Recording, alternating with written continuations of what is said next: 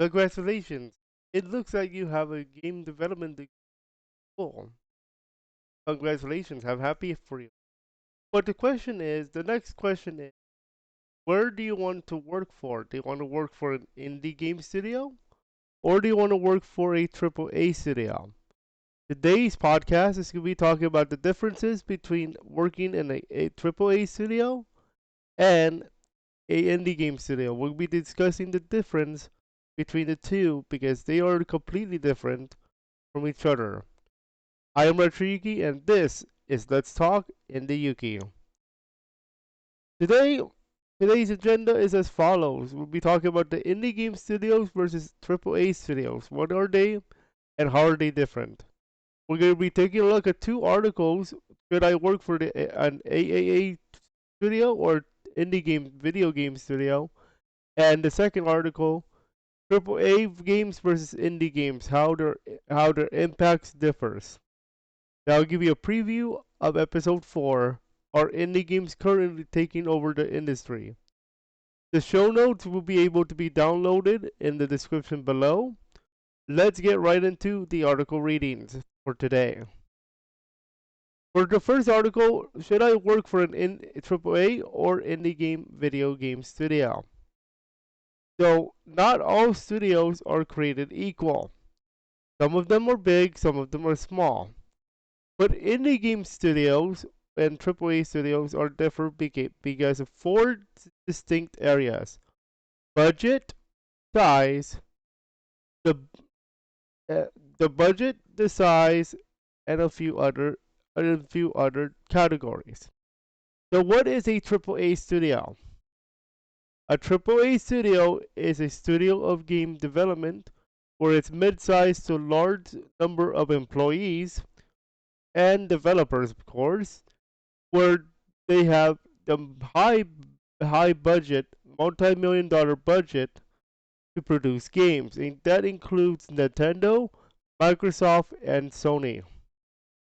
Those are the three most common video game studios that you're gonna ever encounter, including Electronic Arts or EA, Epic Games, Gearbox, and Ubisoft.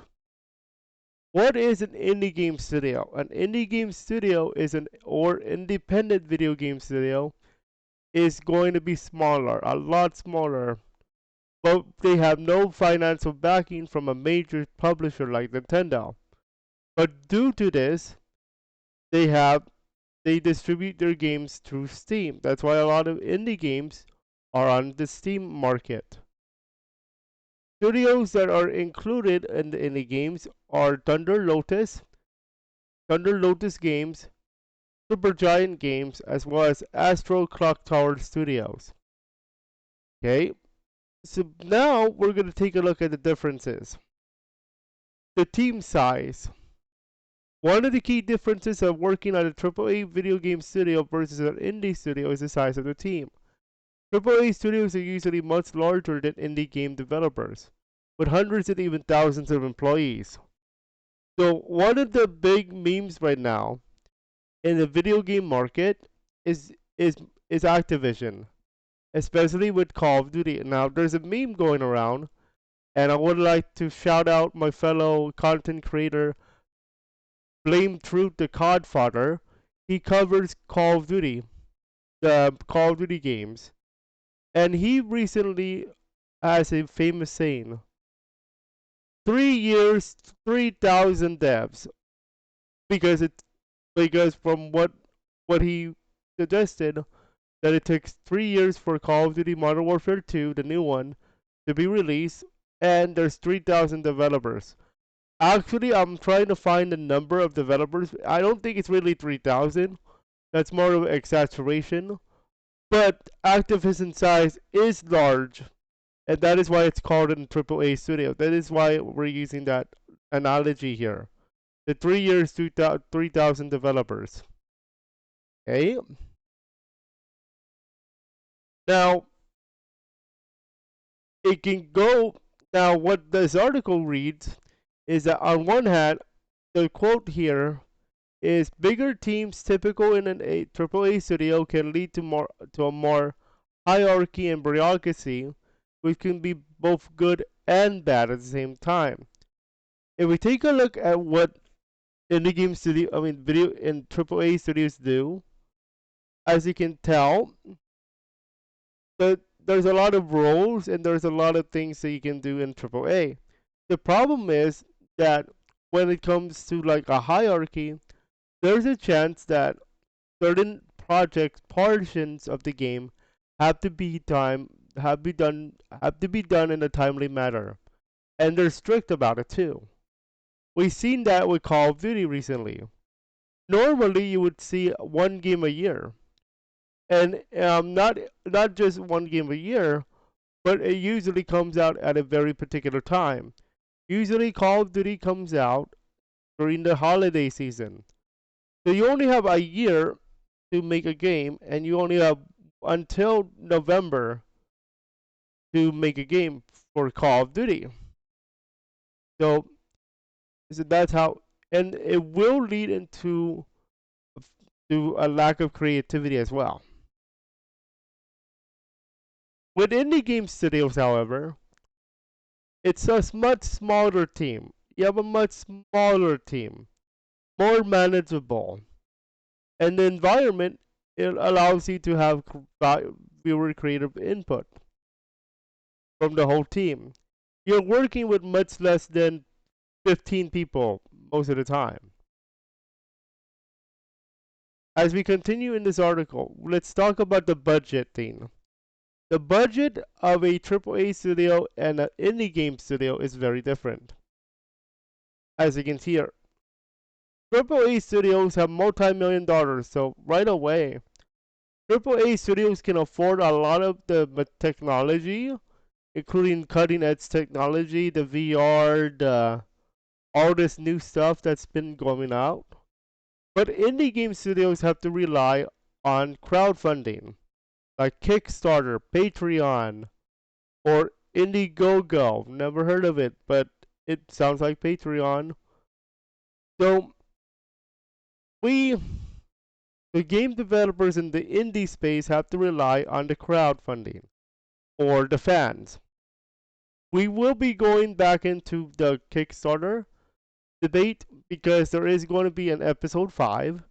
We're going to be talking about the bad side of indie gaming, and we'll be talking about a very particular example with Mighty Number 9. That Kickstarter was successful.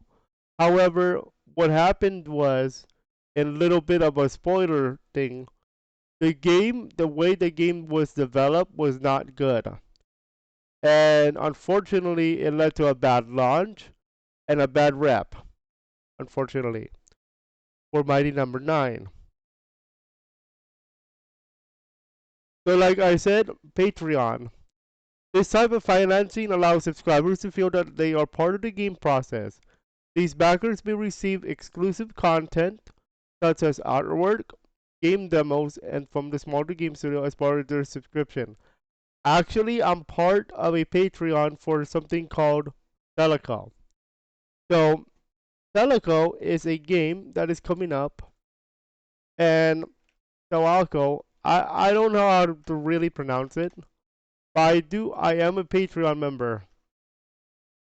So if you take a look at Celico, or Celico, this is the game that is Celico, and it's coming soon. They said they have no release date yet. I read their blog, it's 2023. But there is going to be a demo, a level demo for Patreon backers. And if we take a look at their Patreon, let me actually see if I can look it up here. Let me see. No, I don't think they have the Patreon link on the Discord. There we go. This is their website, and here's the Patreon. I'm actually a member of the Patreon. Once I log in, of course. I'm in the, I believe, $10 range. But as you can see here, for example, you get a demo. You get a bonus demo level at 2023 sometime this year, and some For their higher ups, you can get an exclusive mug, t-shirt, hoodie, all that if you join at $20 per month. So the indie games tend to use Patreon or tend to use Indiegogo, or you'd use some type of crowdfunding site in order to fund their game.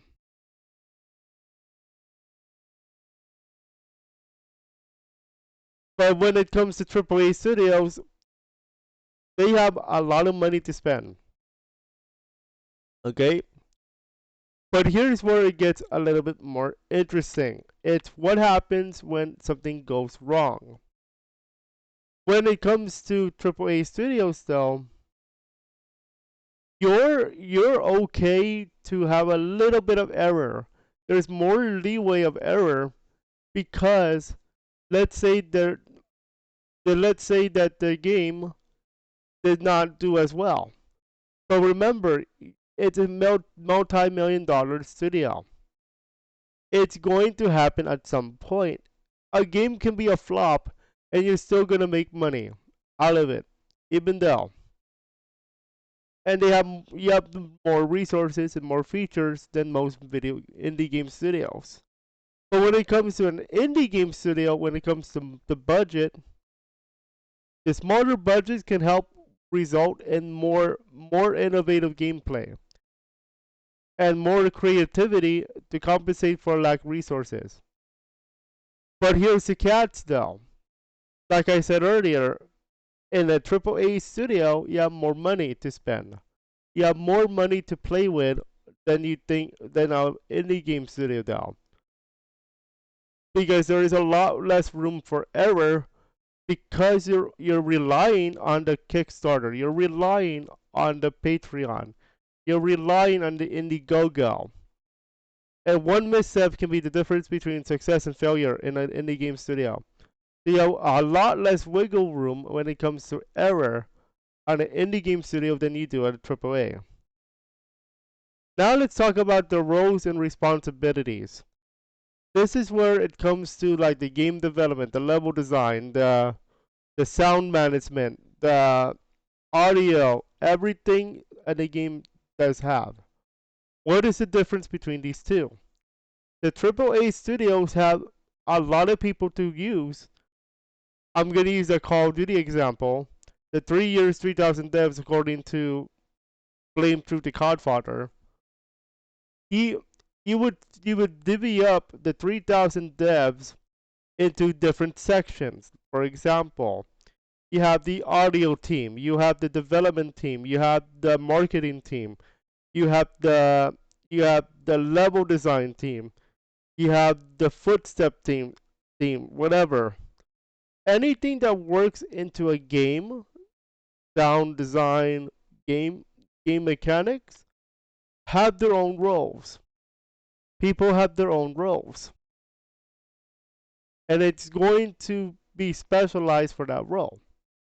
So that's why when you see a job listing from a AAA studio, like level designer, for example, senior level designer, or senior sound design, that's a specialized role for a AAA studio because, yes, because they need a specific person to fill that role. In indie game studio, though, it's all hands on deck. From up to down, from startup to the shipping. Now, there's a lot less people, but if you know about PR, press release, or not press release, um, public relations, I believe is what it's called. You can help do the social media, you can do the public talking, the the description, all that. That's all hands on deck. Okay, so make sure you guys check this out if you guys are interested. Here's a quote. You will need to learn how to adapt to what the company wants from you. And every time you change companies, you may likely need to learn something new and adapt. So learn the concepts about how games are made and understand that everything is always changing and correct. That is correct. The adaptability you need to have is a lot. You need to have a lot of adaptability, not just for indie game studios, but also for AAA.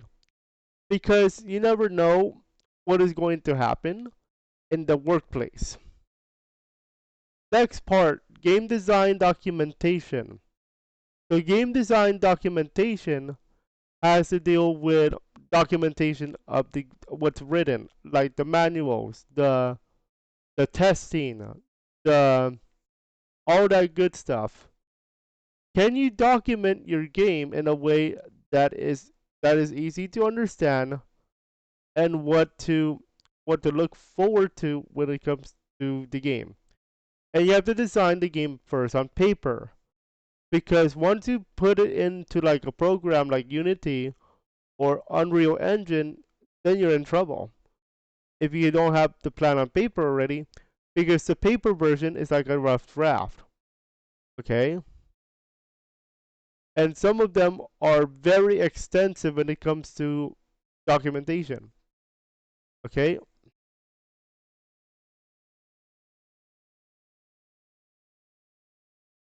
So and by the way, this goes for both indie game development studios and AAA because you still have to write it on paper.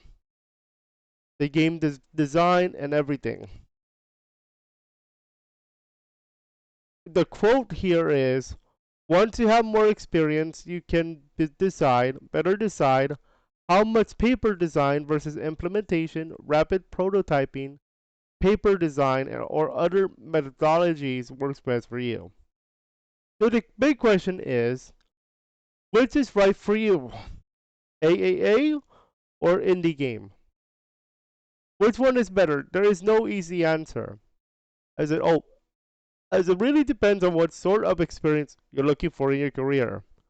If you want to be part of a team of highly specialized experts working on the latest and greatest technology, then a AAA studio is probably the place for you. But if you're more interested in being part of a small, nimble team where you can have a direct impact direction of the game, then an indie developer might be better fit. Both AAA and indie game developers have their own strengths and weaknesses. Ultimately, it's up to you to decide what type of studio is right for you and for your career trajectory. Okay, this part here is about the CG spectrum, so I'm not gonna read it. But if you're interested in applying for CG spectrum in terms of game development, this link is also has the apply now thing.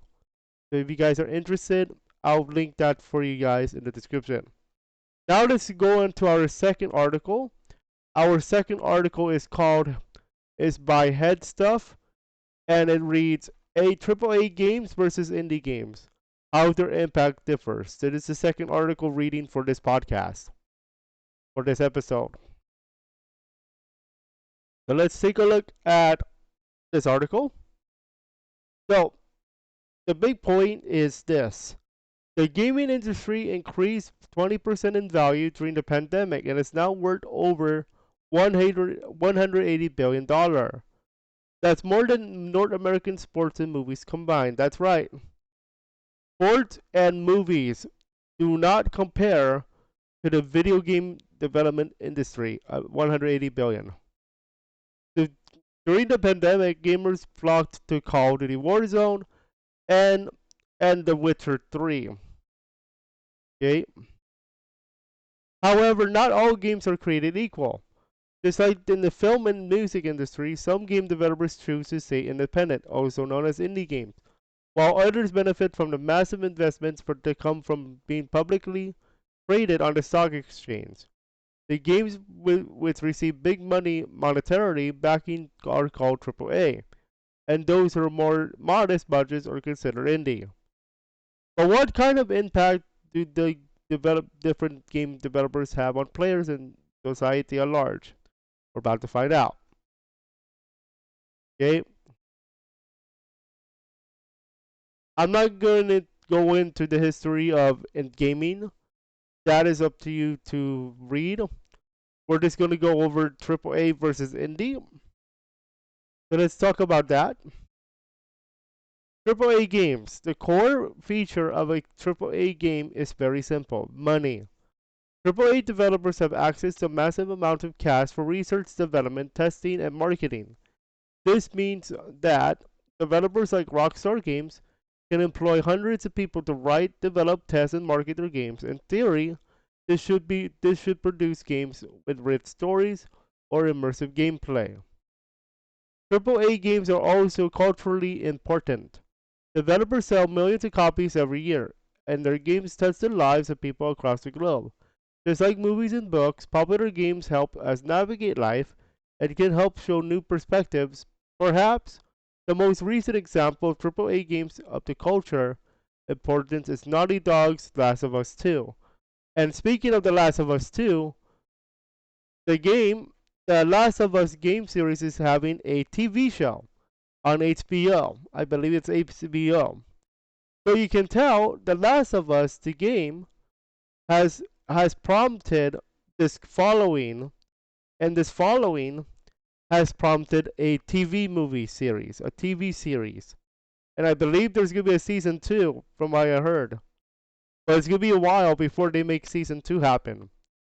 Okay, so keep that in mind. And one of my fellow content creators, the unfortunate one, and Jimmy Dukes Gaming has played the Last of Us for the first one, and it looks pretty neat. No cap, no cap. I'm not gonna read the description of the game though. While assessing the impact of AAA games like The Last of Us 2 probably depends on you, who you ask. The intent of this game is clear. It aims to show us that how we can live in a world that is largely hostile to us, and aims to prove that we can still swim through these treacherous waters with grace. While an indie game might be able to tackle similar questions, the scope it could reasonably take on is far smaller.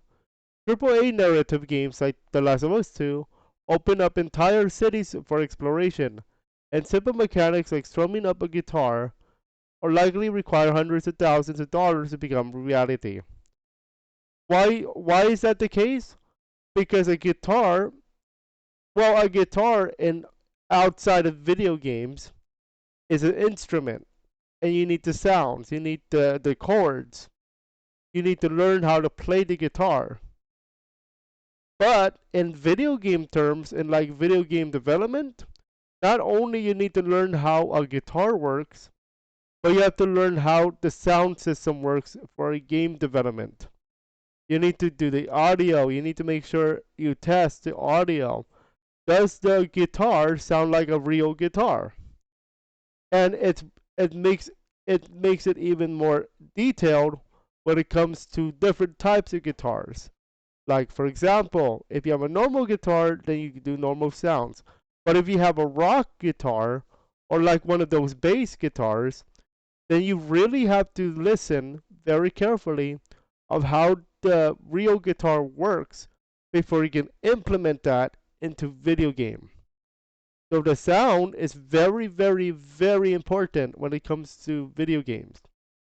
I should say not sound, but audio is the real word here. The audio of the game is very important because you're trying to convince your audience to travel this world with you through the use of the sound, and not only sound, but the rest of the game. Now let's go into the indie game section.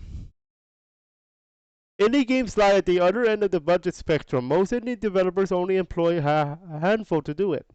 All employees in recent years have produced games like Arise, A Simple Story, and Stardew Valley. I will tell you, I have Stardew Valley. That game is lit. While indie games don't have the same compatibilities as AAA games, their small size does mean that they have a unique ability to respond to advancements in tech and cultural issues. Indie games are also able to take larger risks, as developers aren't backed by investors and corporate entities who want to see a significant return. This means that indie developers can produce games that are innovative and less risk adverse, like for 1047 Splitgate.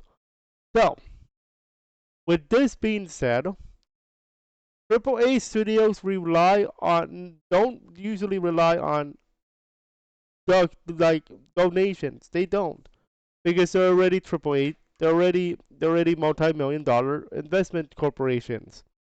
Not only that, AAA gamers, game development studios also have to rely on investor, because not only do they have to make the investors happy, they have to make the people happy. Okay, but as you saw in recent times with Call of Duty, I've been going back to Call of Duty in this podcast episode, but Call of Duty is a very very good example, because look at what we've been receiving.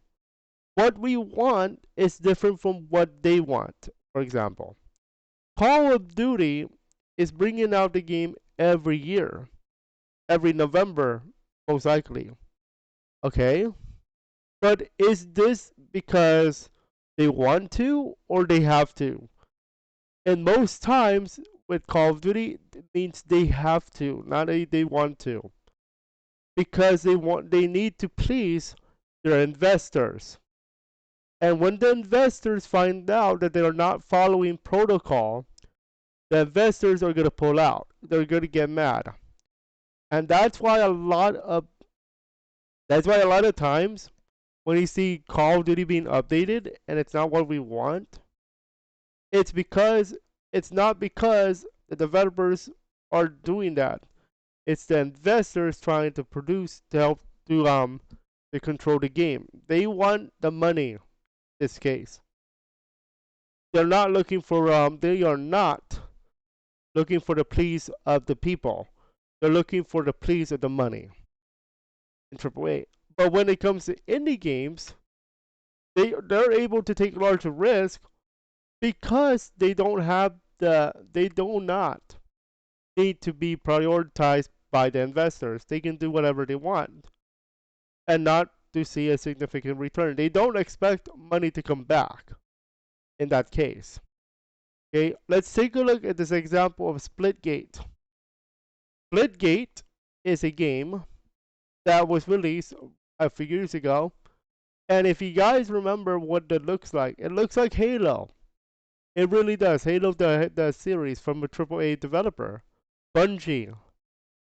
I believe they changed it, unfortunately, to 343. But Splitgate has an innovative gameplay. What is the innovation behind Splitgate?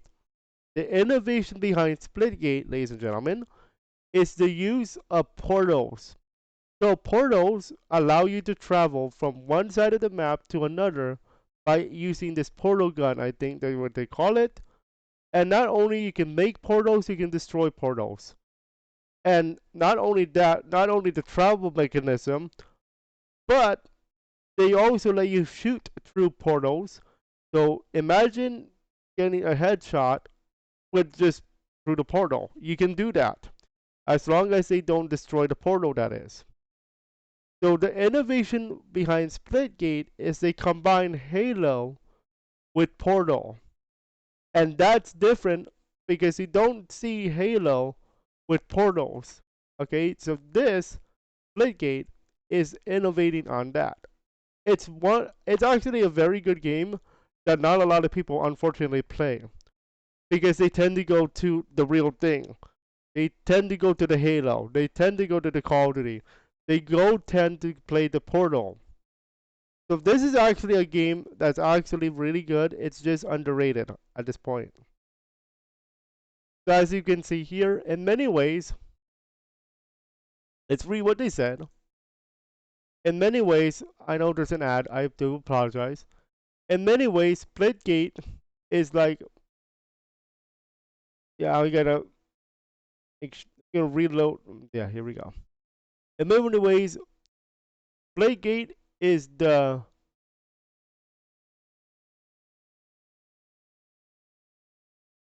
it's a regular arena shooter, with capture the flag, team deathmatch, free for all. But the major difference is portals. It's an FPS game, and it's free, by the way. Players can open portals to map around the move and shoot enemies. Think Halo would meets Portal.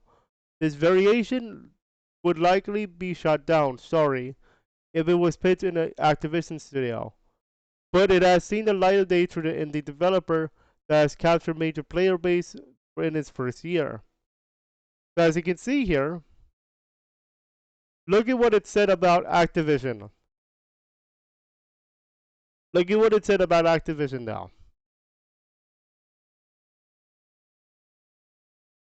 If it was pitched in the Activision studio, it's gonna be shut down. There is no way that Activision is going to agree with a game that looks like two games in one. There is no way that Activision is going to agree that Portal and Halo should mix. Okay? They're gonna say no. But an indie game studio, go for it. Have fun. Try to combine these two games, and you got Splitgate. Easy. Not now easy to do on paper, but you get my point. Next thing. In the coming years, the tinkering that goes on in indie game studios will likely involve a large amount of augmented reality or AR, as developers or programmers draw inspiration from the science community, where emerging and existing tech is already changing the way we work. We all love to get excited about upcoming AAA big budget AAA game, but recent games like Cyberpunk 2077, which, despite being a massive financial success, disappointed a large portion of a huge audience, it should make us reconsider their value in comparison to indie games, where an AAA game promises us the world and often falls short. A good indie game is like visiting the street vendor and receiving a Michelin worthy meal. You get just as full, usually pay a fraction of the price, and can't wait to share it with your friends. Okay, just that alone. That is why a lot of people are very, very, very cautious when it comes to AAA games. Cyberpunk 2077, for example, as you saw here, was a very well at this point. Let's actually see the Steam charts because this will give us an example of how it started and how it's going. So let's take a look at Cyberpunk 2077. I believe it's still $59. I'm not surprised about that. Enter and validate. Oh, that's why. Okay. Okay, Steam, be nice to me. Okay, look at this. Look at how it changed though. It went from mostly negative to mostly positive to very positive. But I'm gonna warn you, this didn't start out mostly positive, excuse me. This started out mostly negative. And this is a AAA studio, by the way. I believe it's made by CG Project Red. CD Project Red is known for good games. And Cyberpunk 2077, it started out bad. It started bad. But when they listen to community feedback, it's now in the very positive range. Very good. And I'm actually thinking of getting it as part of our content. But in terms of the indie game versus AAA studio argument here, you can tell that it has a lot of delays too. But remember, according to a Nintendo guy, I don't know who said this, but I know it's from Nintendo. A delayed game will eventually be good, but a bad game is forever bad. If somebody knows where that came from, please put it in the comments. Okay? But this is a success story. I'm going to tell you. This is a very good success story when it comes to Cyberpunk 2077. But I'm gonna tell you now, when it started, it was horrible. Okay? They promised us this, this, and this. We got something that does not live up to the promise. Indie games, while some of them are very good actually. Indie games, you pay for like $10, $20. Now some of them fall short. Let's not pretend they're not. But one of these days you're gonna find an indie game at $5 on Steam. All of a sudden, the game's good. Like this game, you were not thinking of buying this game, but it's a very good game. You decided to share it with your friends. They paid them $5. Look at this. Look at what we got. A very good game made by Indie Game Studio, and you only pay $5 to $10. The most you can pay for an indie game is $20. Let's take a look at a game, for example, that I'm playing now. And I'm going to be doing a game review as part of this podcast. I'm going to be doing a game review for Tape to Tape. Tape to Tape is a indie hockey game that is also a rogue-like hockey game that contains power-ups and all that good stuff. I don't want to spoil the review now, but all I'm gonna say is this game might be low-key underrated. Low-key. Let's see the reviews early. It is $20. It's only $20. Let's have a look. Very positive. I'm not surprised. I am not surprised to see a very positive rating on that. Out of 760 reviews. And this game was only released May 3rd, 2023. Okay? And there's a 10% discount to start. Okay? Look at this review. Closest we'll ever get to an NHL game on PC. Game is rad. This review by DJ Hedgehog. Mutant Hockey League plus Monster Train equals Tape to Tape. I have felt the joys of both nostalgia and experiencing something new and fun. Very much enjoying it so far. I'm not surprised. This one by this guy, Mandalorian 229811. Just like what I wanted from the game. I installed it, finished the simplest basic tutorial, and I was off to play. Hockey games are simple, quick and fun. Having played NHL 94, I was afraid that the game would become too easy but for the most part, it hasn't.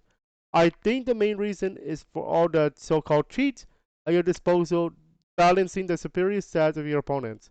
So far, I had great fun with this. He continues. I'm not gonna read the whole thing, but you can tell he's having fun. Oh, and by the way, let's remind ourselves, this game is not backed by EA. Because if EA was actually developed this, we're not getting tape to tape. We're getting tape to tape EA. And you know how EA is with their monetization policies. Oh boy, I don't think we want to talk about that one. But we will have to talk about the business side of indie games too, in this podcast. Okay, I cannot wait to review this on my own. But that just shows you how AAA versus indie games are in terms of like the work environment. Okay, the work environment. Let's summarize today's episode before we preview the next one. The work environment of a AAA studio and an indie game studio is massively different, as you saw in today's readings. Today we learned that AAA studios have a larger team, but they enforce a lot of policies and a lot of deadlines, especially if you are in the Call of Duty. Every year you see a Call of Duty game. Not every year you see an indie game made by the same developer now. The reason for this is because they take their time and they try to innovate their game development plan to make sure the community is happy. AAA studios have a larger budget than the indie games because they're multi-million-dollar corporations. While indie games do have a smaller budget, they do have a chance to take larger risks as they are not backed up by investors. We also learned about their game documentation.